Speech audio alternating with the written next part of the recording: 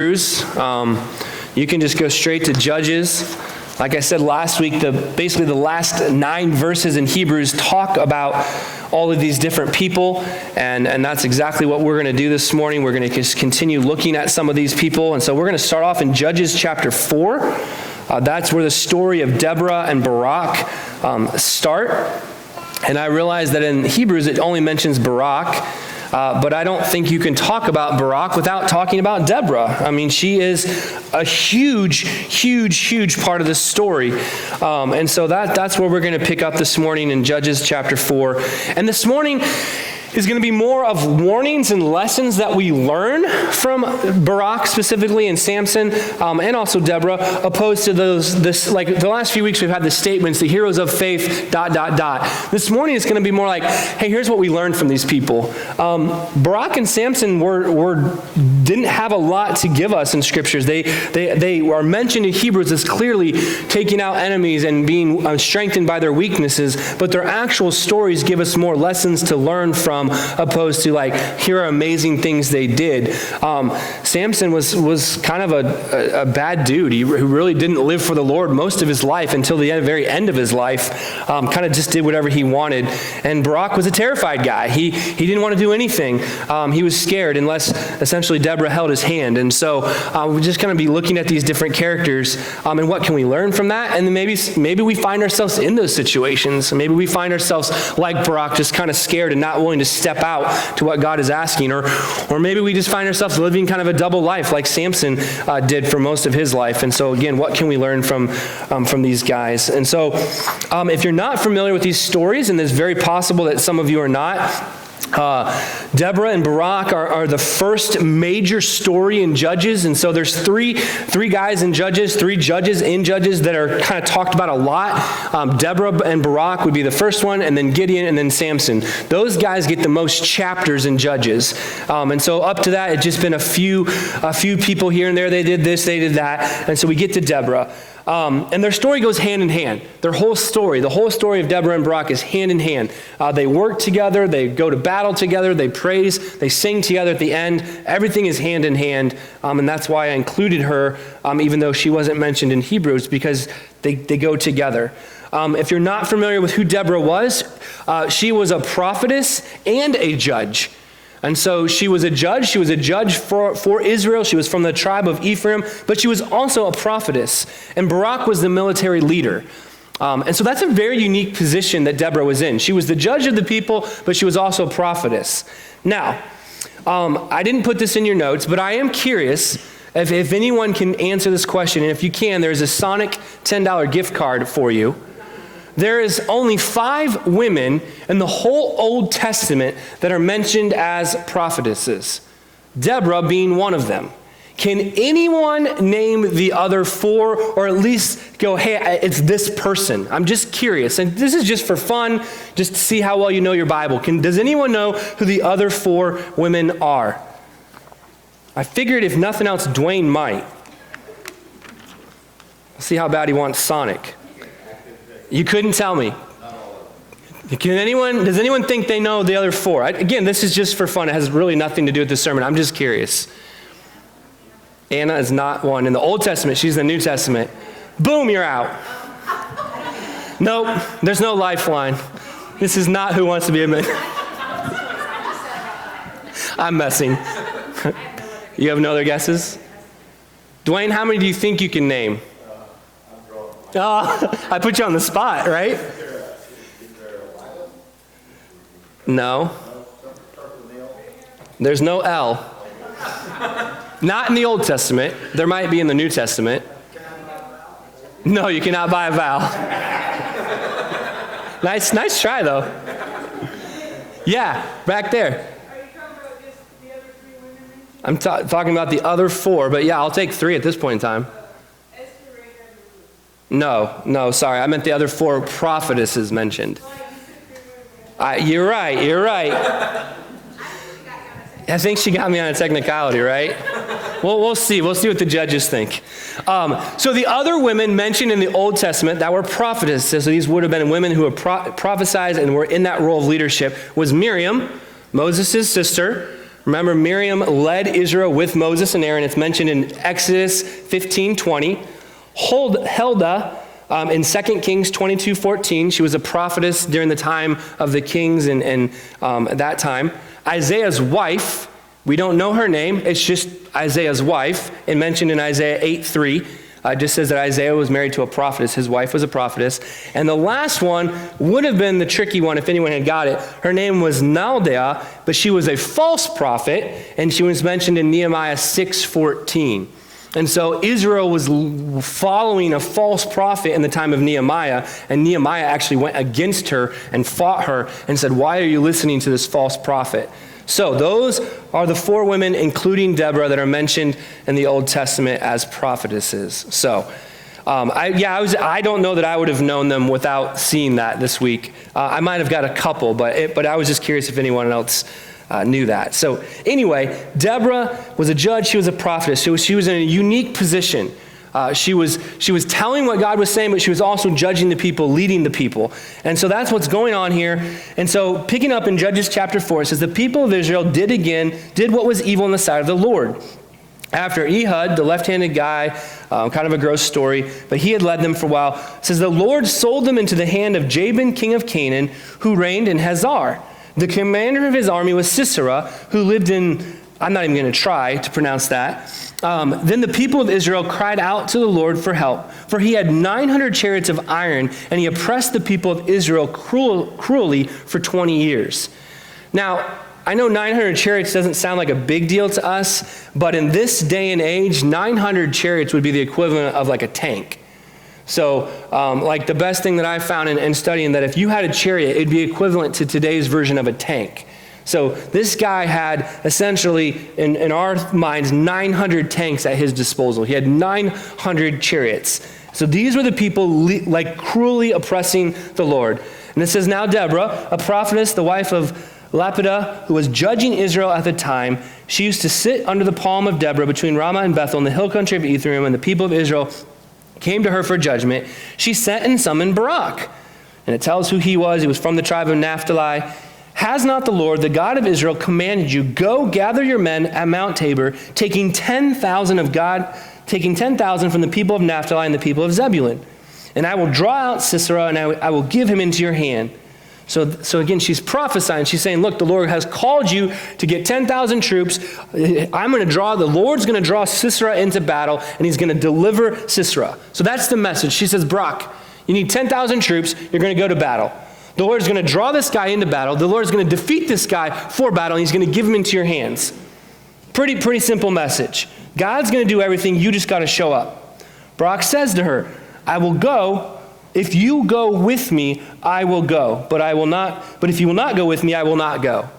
So he just gets this message that, look, the Lord is going to deliver this guy, your enemy, into your hands. You just got to go. And he's like, nope. I'm only going if you go with me, Deborah. Sorry about that. He's like, look, Deborah, if you're not coming with me, I'm not going. I'm only going if you come with me. He instantly hesitates. He's like, I'm scared. I'm afraid. I'm not going. She says to him, I will surely go with you. Nevertheless, the road on which you're going will not lead to your glory, for the Lord will sell Sisera into the hand of a woman. Then Deborah arose and went with Barak to Kadesh, and Barak called out the troops, and the 10,000 men went up on the hills, and Deborah went with him. So that's the story. That's where we're at. So Deborah's both a judge and a prophetess. Barak's the military leader. She gives him a message. She goes, look, we're supposed to go to war. The Lord's going to win it for you. He says, no way. I'm not going to do that. And he goes, unless you go with me. And so she's like, okay, I'll go with you, but a woman's going to get the credit for this. You are not going to get the credit for this battle. Deborah was the most godly judge, and all her actions constantly pointed to God. And so if you read, we're not going to read through the story verse for verse, but as you read through the story, as you read through chapter 5, what you'll see is, and if you've read through the whole book of Judges, what you see is Deborah is the only judge who consistently had the same message and pointed people to God. Whereas Gideon and Jephthah, we looked at last week, and even Samson did not do that. They sometimes obeyed God, sometimes they didn't, but they did not consistently point people to God. Deborah was the only judge that did that. This was the only time in the book of Judges where the people were somewhat united. In fact, all in all, six tribes come together to go to war, and that's the most united Israel was in the whole book of Judges.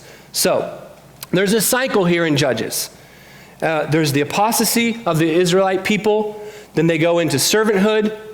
Then they ask for something, the supplication, and then there's salvation. And that's the cycle that we see over and over and over. And honestly, I'm not sure that cycle has really changed for mankind. Generally, if we look at mankind, there's an apostasy where we just reject God. Then something bad happens in our lives. Then we kind of ask God to save us.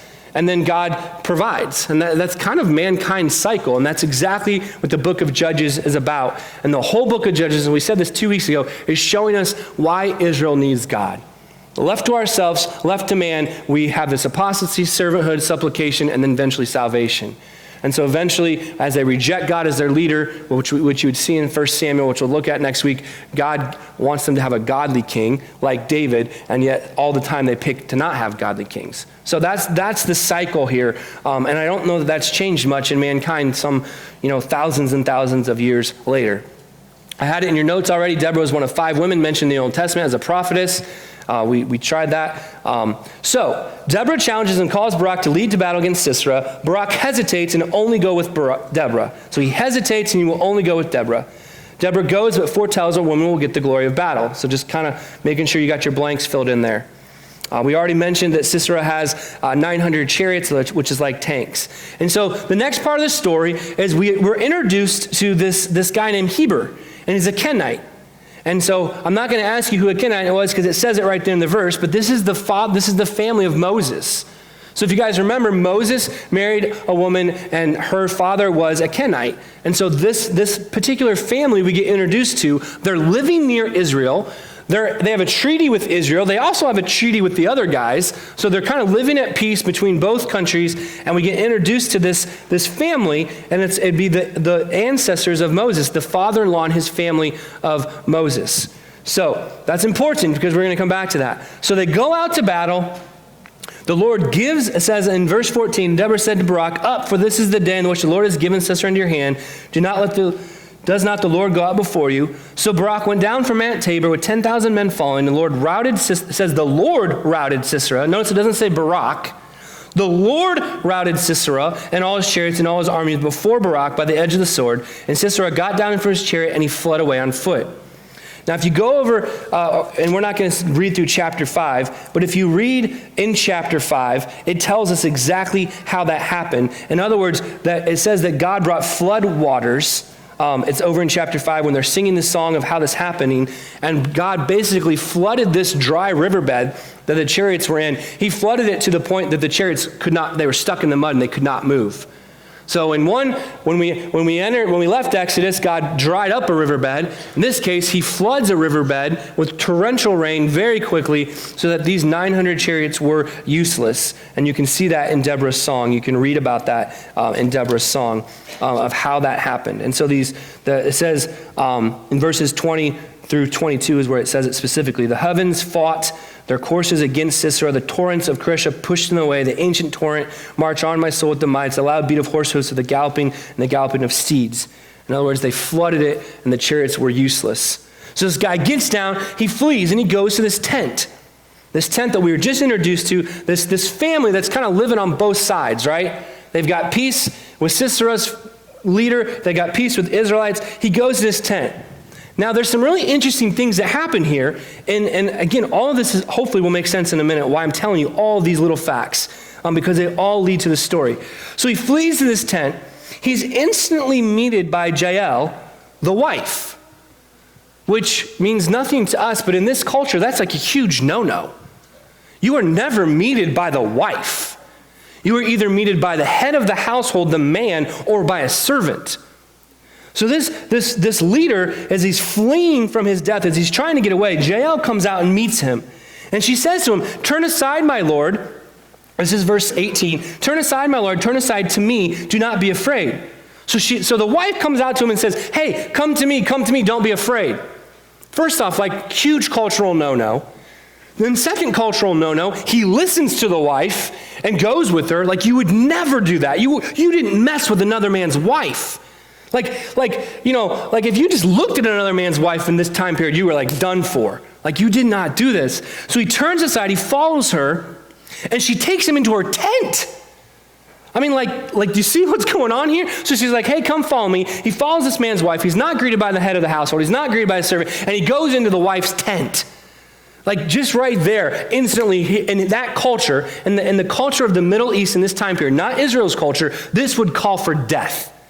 He entered another man's wife's tent. Instant death. Whether anything happened in that tent or not, you're dead. That is how extreme the culture was. Which shows you how lenient God was in his Old Testament law, because he didn't call for death in situations like that. He called for there to be a trial. He called to see what was going on.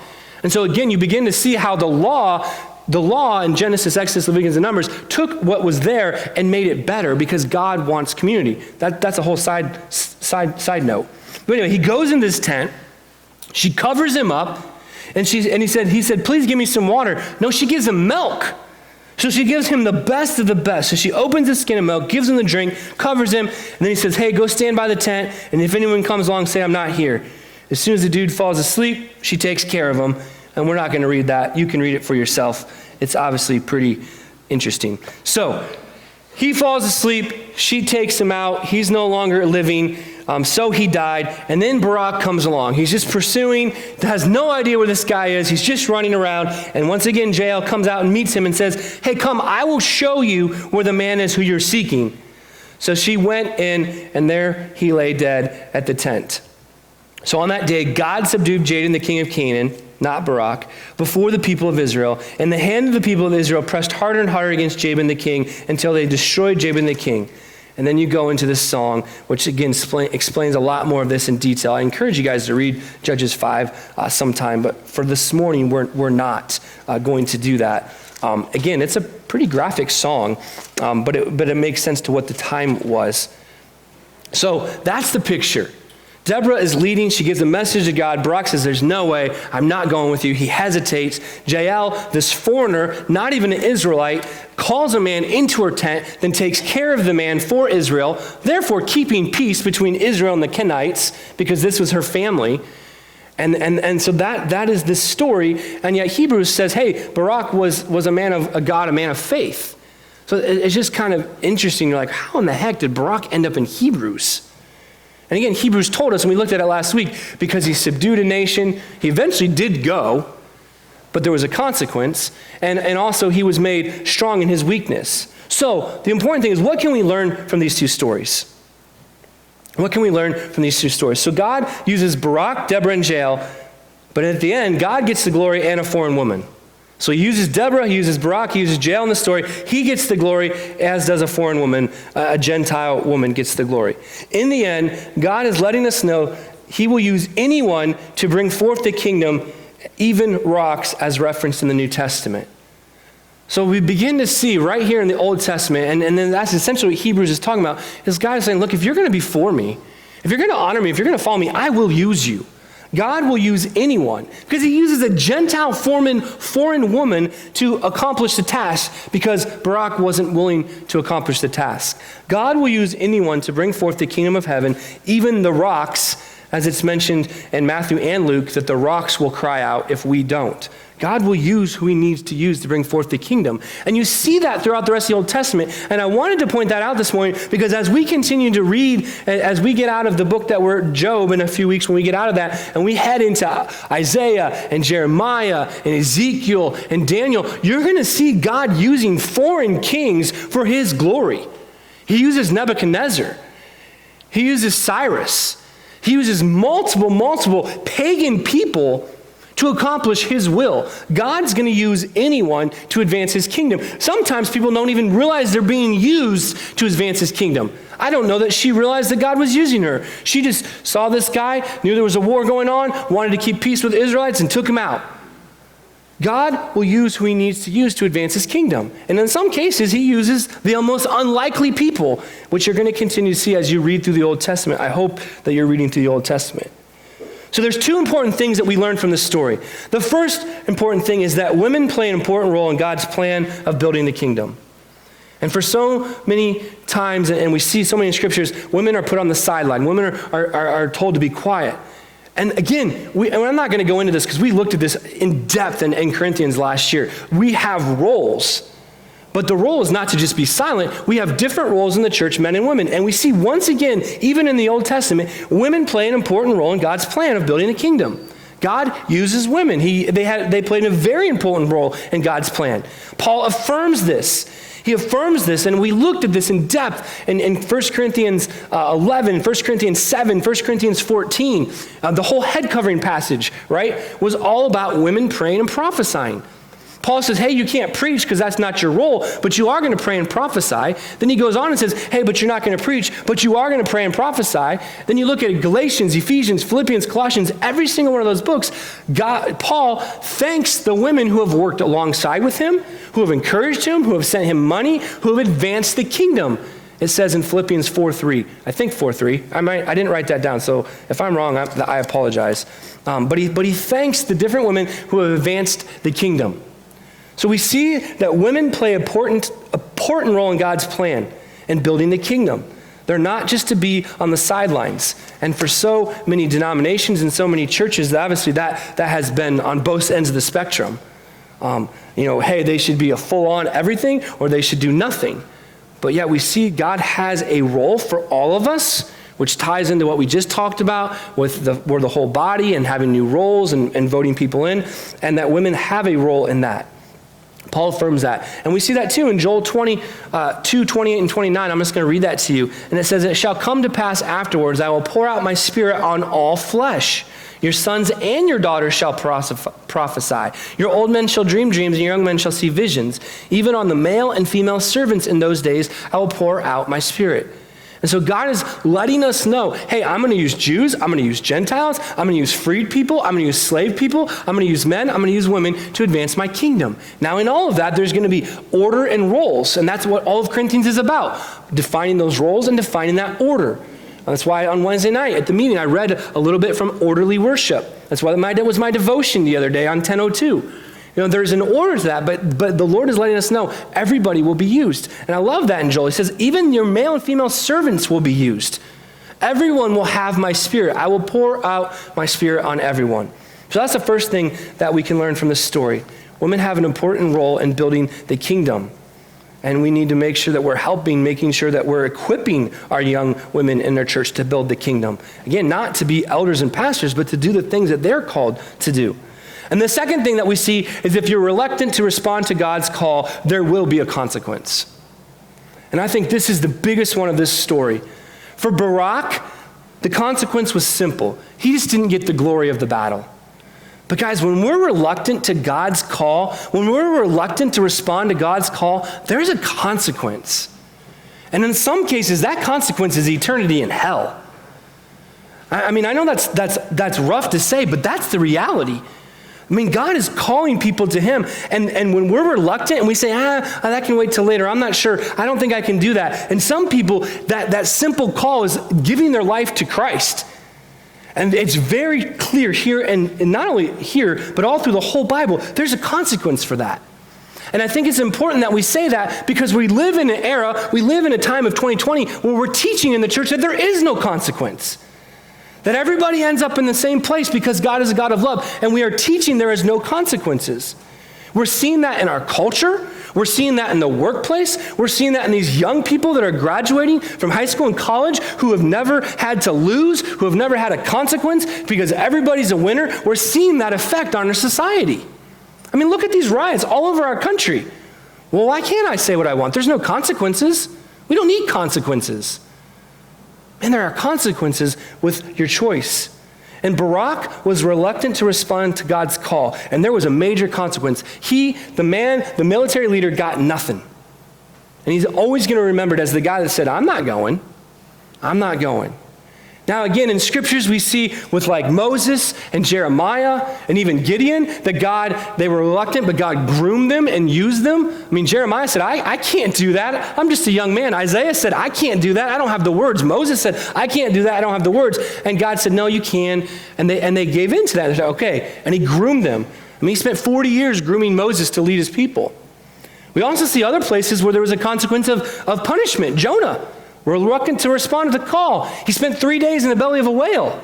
I don't know about you, but I don't want to spend 3 days in the belly of a whale. That does not sound like a fun place to be. There was a consequence for Jonah's reluctantness. And in the case of Israel and what we've just read in all of Exodus, Leviticus, Numbers, and Deuteronomy, man, their reluctance to obey the call led to death. The whole generation was wiped out before they entered the promised land. When we're reluctant to respond to God's call, there can be a consequence. And I want you to turn over to Matthew 22. Jesus talks about this. And I want to just point this out, and then we'll head into Samson. Matthew 22. It's the parable of the wedding banquet.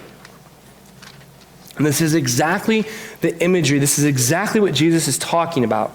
It's the parable of the wedding feast, wedding banquet, depending on your version of the Bible. He says again, Jesus spoke to them in parable, saying, "The kingdom of heaven may be compared to a king who gave a wedding feast for his son. And he sent his servants to call those who were invited to the wedding feast. But they would not come. Again, he sent other servants. Tell those who are invited, see, I've prepared my dinner, my oxen, my fattened calves have been slaughtered, everything is ready. Come to the wedding feast. But they paid no attention and went off, one to his farm, another to his business, while the rest seized his servants, treated them shamefully, and killed them. The king was angry. He sent his troops and destroyed those murderers and burned their cities. Then he said to his servants, the wedding feast is ready, but those invited were not worthy. Go therefore to the main roads and invite to the wedding feast as many as you find." And those servants went out into the roads and gathered all whom they found, both bad and good. So the wedding hall was filled with guests. But when the king came in to look at the guests, he saw the man who had no wedding garments. And he said, "Friend, how did you get in here without a wedding garment?" He was speechless. Then the king said to his attendants, Bind him in foot and cast him in the outer darkness. In that place there will be a weeping and gnashing of teeth. For many are called, but few are chosen. And this is exactly this parable. God is calling us to something. And the first thing he's calling us to is to follow him, to be his disciples. And that's what this parable is. He's saying the king prepared a feast for his son. God prepared a feast for Jesus. He calls people. He says, come, right? Come to me, all who are thirsty. We sing it in our songs. Come to the table. Come and eat. It's all through our hymns. We sing it. Do we actually know what it means? Come to me who are weary. Come to me who are thirsty. Come to me who are hungry. And yet people say, no, I got better things to do. I need to be out working. I need to be doing this. I'll chase God when I'm older. I'll get to it sometimes. And it can wait. And God is saying, no, it can't. Because sooner or later there will be a consequence. And in the case when the story ends, someone finally did come. But when he came, he didn't have the wedding clothes on. In other words, he didn't have a relationship with God. He wasn't saved. And the father, the king, who said, I'm sorry. I didn't know you because you never followed me. I invited you to come. You were reluctant, and I invited you over, and you rejected, and now you don't know me, and your punishment is out here in this darkness, in this place away from me. This is an imagery of what heaven and hell looks like. It's an imagery of when we reject God and we choose other things, what that looks like. And God says, look, I'll go out and find the people.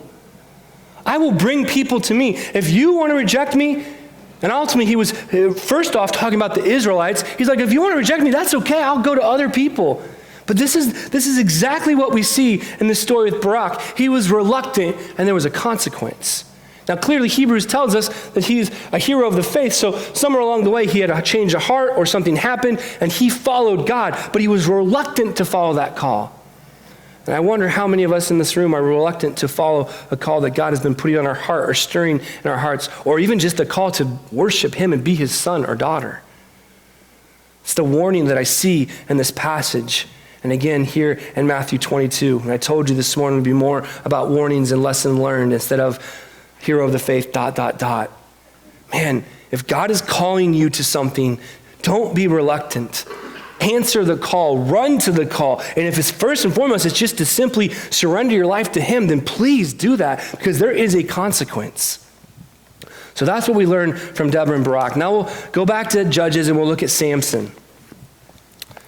Everybody likes Samson, right? He was like one of the favorite Sunday school stories. I always loved Samson.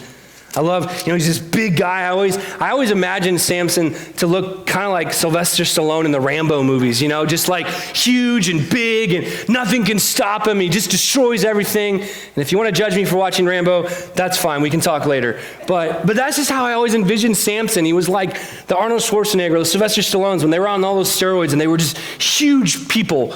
And Samson, he tore gates off and he just destroyed things. Man, when I studied Samson last week and this week, I just cried. I cried because Samson didn't know God. Samson was given this amazing gift, this gift of power, this gift of leadership, and he squandered it.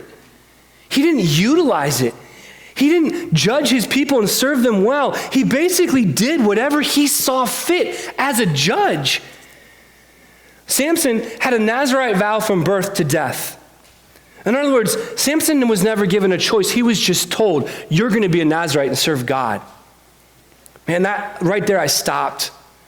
As a parent, I'm like, man, am I making sure I'm giving my kids the choice? Am I making sure I'm teaching my kids that they have to make a choice? Or am I just telling them, hey, you have to be a Christian because your dad's a pastor? Because that's exactly what happened to Samson. His angel came to his mom. His dad said, hey, this kid's going to be unique. He's going to have a Nazirite vow. He's going to have the Spirit of God upon him. He doesn't get a choice. And he was born, he was told that. He's like, look, you have a Nazirite vow. Spirit of God's upon you. And you don't have a choice. This is what you're doing. And Samson rebelled against that. He rebelled against that. And I just stopped right there and I looked at my own parenting and my own kids. And I was like, man, I want to make sure I make it clear to my kids that no matter how they grew up, no matter who they grew up, no matter who their dad was, no matter where they were at, they still have to choose to serve God. They have to make that choice. I can't make it for them and I can't force that upon them. Samson's life was pretty sinful. If you read through Judges 13, 14, 15, 16, Samson, first off, he had the Nazirite vow. So it means don't touch anything dead, don't drink any alcohol, and don't cut your hair. Broke all of those. He ate honey out of the dead lion. He took the jawbone of a dead donkey to kill a ton of troops. He drank alcohol at the wedding feast. He married foreign women twice.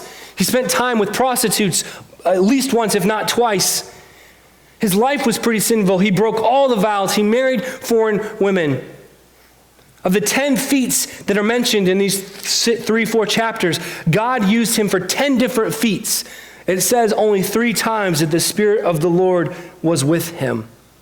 So 10 different times Samson did something crazy and unique, something that none of us could ever do. It was done by the Spirit of God, but only 3 of those times was the Spirit of God actually with him, which shows how big and strong Samson really was. The dude was a beast. I mean, when he ripped the gates off Gaza and carried him to the top of the hill, it does not say God was with him. It does not say the Spirit of God rushed on him. It just says he went out and did it. Like, this guy was big, he was strong, he was mighty. And because of that, he was arrogant and he was cocky and he was rude. He didn't realize the gift he had, and he didn't use the gift he had. I put in your notes, and it's in Judges 16:20. And this is when Delilah has finally deceived him and cut off his hair. So basically, she'd been messing with him multiple times, seducing him. What's your power? What's your power? She's going to get paid a lot of money to tell the Philistines what his power was. He's messing with her. He finally caves to the nagging woman. There's a reason why Proverbs says don't spend time with a nagging woman. Right here, she's nagging and nagging and nagging and nagging. He finally tells her, she shaves his head when he's asleep. Judges 16:20, she said, the Philistines are upon you, Samson. And he awoke from his sleep and he said, I will go out as the other times, and I will shake myself free.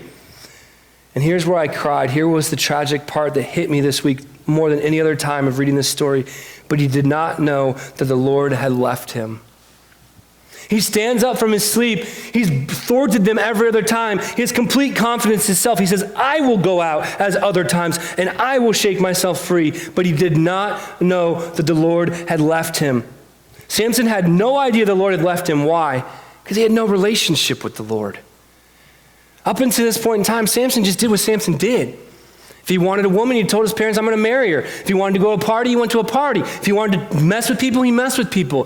He used his strength. He used his brute. He was a bully. He did everything because he was this judge that he wanted to do, but he did not know God.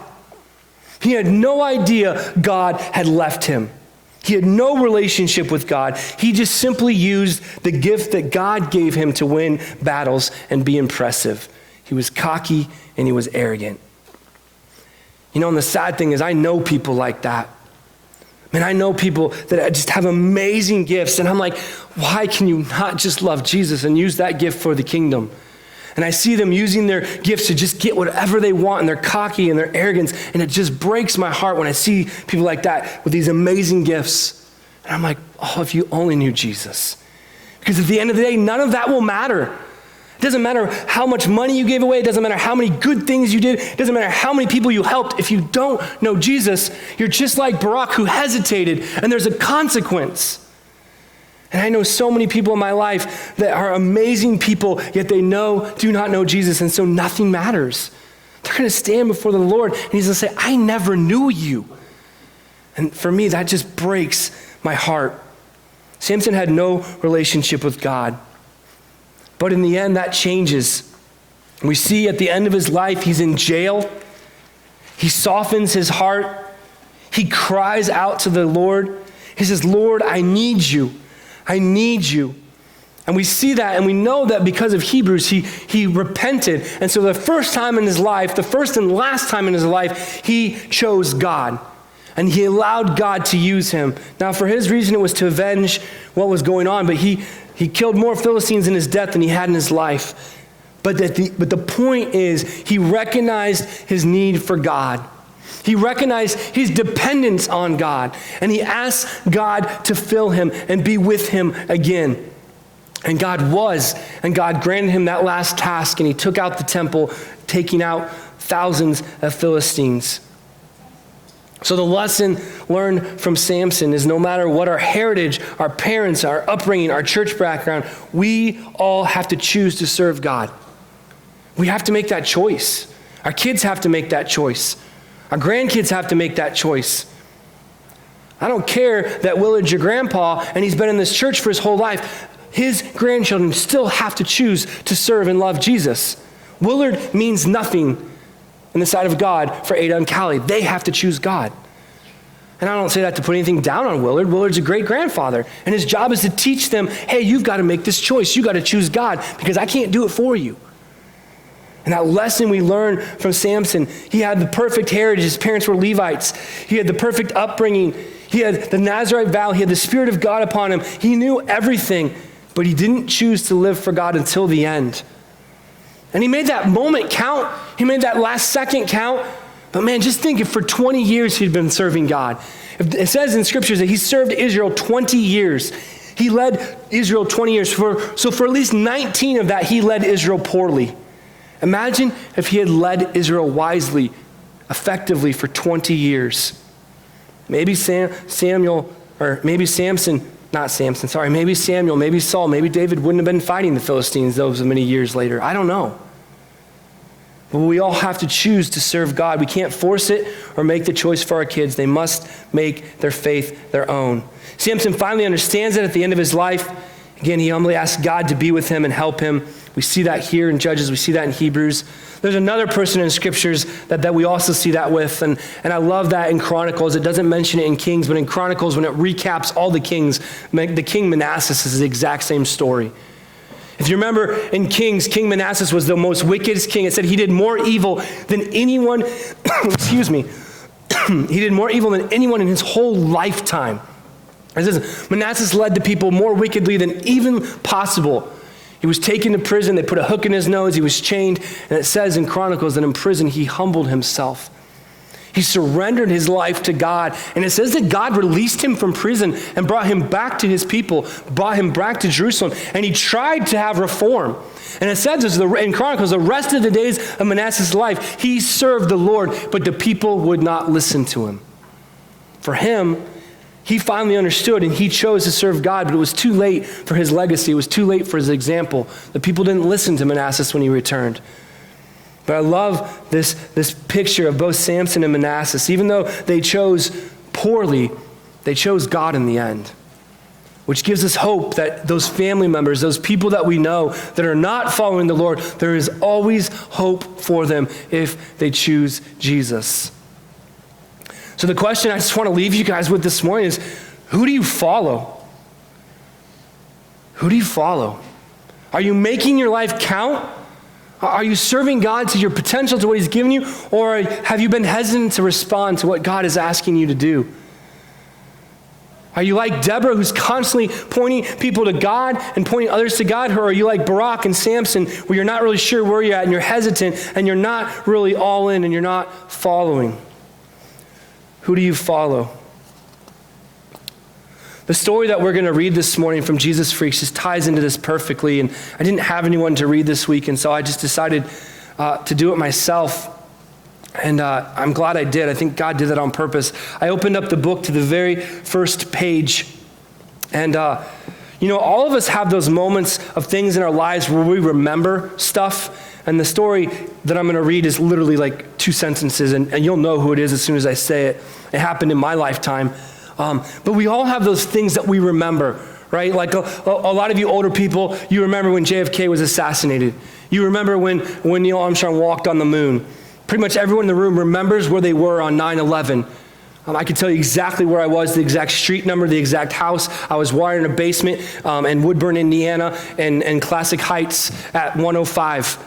Classic Heights, that's exactly where I was at. I was in the basement when all that went down. My wife was pregnant with Jada. She called me and said, "What are we doing? Why are we having a child? Can this go away?" I mean, she was like, "What in the world?" Like, I remember that. And this is another situation. I was a senior in high school. It was April of my senior year. I was about to graduate in about a month. So this was 1999. For those of you trying to do the math, yes, I'm that young. So this was 21 years ago. And I remember to the day when this happened. And I'm just going to read it to you. So she was 17 years old. He stood glaring at her, his weapon before her face. "Do you believe in God?" She paused. It was a life or death question. "Yes, I believe in God." "Why?" asked her executioner, but he never gave her the chance to respond. This teenage girl lay dead at his feet. This scene could have happened in the Roman Colosseum. It could have happened in the Middle Ages. It could have happened in any number of countries around the world today. People are imprisoned, tortured, and killed every day because they refuse to deny the name of Jesus. This particular story, though, did not happen in ancient times, nor in Vietnam, Pakistan, or Romania. It happened at Columbine High School in Littleton, Colorado, on April 20th, 1999. Do you believe in Jesus? That's why DC Talk put this book together, because of Cassie's story and Rachel's story. They decided to put this book together of martyrs because of their story. This book was written called "This Is Your Time" by Michael W. Smith, because he was asked to sing at their funeral. And it's a more in-depth version of their story, of Cassie and Rachel's story. If you've never read it, it's a great little read. Shelby, you should get it for the library. It's phenomenal. The rest of the story that maybe you don't know is that Cassie didn't grow up in a Christian home. Cassie was not a Christian her whole life. In fact, she was a rebel. She was into drugs, alcohol, premarital sex, you name it, she did it. She went to a summer camp 2 years before this happened and gave her life to the Lord. And her life radically changed. Everything she did had a purpose. Everything she did mattered. And her parents, when they found her journal a couple weeks or months later, as they read through it, she said, "I want my life to matter. This is my time." No one knew that she had written that. No one had ever read those words, and yet Michael W. Smith's song about her is called "This Is My Time." Right before Michael W. Smith performed that song, and we're going to listen to it here in a minute, that night he woke up at 3 a.m. and he said, "I got to change this song to bagpipes. I don't know why, but this song needs to have bagpipes." He later talked to the family. Actually, 10 years later, he talked to the family about it, and they said, "Did you know our daughter's favorite instrument was bagpipes?" He's like, "No, I had no idea." They're like, "Why did you put bagpipes in it?" He's like, "Because God told me to." They're like, "Thank you." Cassie and Rachel were believers. Rachel had witnessed to these 2 young men that took their lives. These 2 young men were involved in Wicca. They practiced Wicca on their video games online as they played at night in their bedrooms, unbeknownst to their mom and dad, and they hated Christians with a passion. Like I said, Rachel had witnessed to them 2 weeks before they did this. They chose April 20th because, well, you figure out the rest. It's 4:20. If you don't know what that means, good. I'm glad you don't know what that means. And Cassie was there, and they didn't even let her answer. When they said why, they just shot her instantly. At her funeral, the youth group handed out, and I'm not exactly sure on the numbers, so you can look this up. I know it was over 500 Bibles were handed out at her funeral, and over 1,000 people came to the Lord. And her parents just said her life mattered. More people came to the Lord in her death than potentially in her lifetime. And that's all she wanted. They found again in her journal, and again, you can read about it in this book. I just want my life to matter. I want people to come to the Lord because of my decision. There's a young girl, wants to serve the Lord with everything she's got, doesn't even know what that looks like, has only been a Christian for 2 years, and God uses her. And multiple people's lives were affected by that. We're going to watch this song to end, and then I'll come back up and pray.